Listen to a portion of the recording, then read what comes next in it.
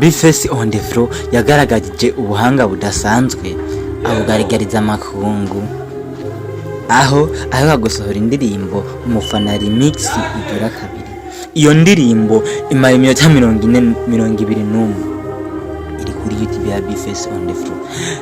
Yakoranije abaririmbyi benshi cyane. Ibyo bintu nta n'umuntu numwe wari bwabikore muri industry y'umuziki ndundi, sinibaza n'andi mahanga.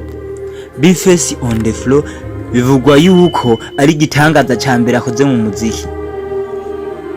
Uyu on the floor kuva mu Kayanza twamenye kuri za difference ngo kimwe ku kindi bari kumwe na Mukombozi kora yanayironkeye n'ubushimwe bwishi no sara rwose yagiye asohora indirimbo nyinshi.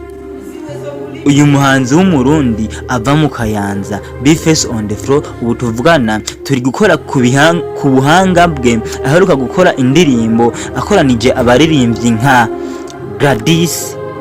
Uyu n'umurimbyi wa gospel w'umukobwa arapura neza cyane adakekeranya ku mpano ye Imana yamuhaye, ariyo mpamvu ayikoresha arimba gospel. Bface kubera gukunda ugwaruka kwe abagenzi be mu muziki yavuze ngo n'uyu nguyu ngirizwa kumuzana impano yirarenze, bamwitwa Gladys. Namumenye kuri ngo bite wawa gute wawa hagarara wawa nkwibira kabanga wawa, ni video yakwiragiye ku mbuga nyinshi mu Burundi.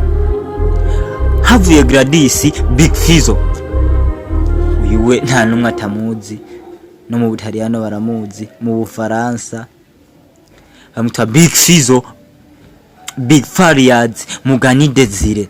Yakoze byinshi n'umurejandere na n'ubu ngubu umuziki w'umurundi ni ikitegerezo cyawo. Big Fizzo, Obelix, Oripro, Pim, Loriro yaramaze imyaka myinshi atagaragara muri industry mu Burundi. Bface yamugarukanye, yanaririmbye neza cyane uje kuyumviriza kuri YouTube. Nkurunanda, Ashley Diva, Alafro, JGB, Dr. J, Dog B, Ndiax Obi, U, Elvis Mapoze, Lil Show, Stilozofe, Driver, Ovadu, ni benshi gose mwabantu. Bface ibintu yakoze n'igitangaza. Aya makuru murayumviriza kuri Menya Nawe TV +257. Umunyamakuru nk'ibisanzwe ni Celeste Umusomyi. Turabashimira cyane.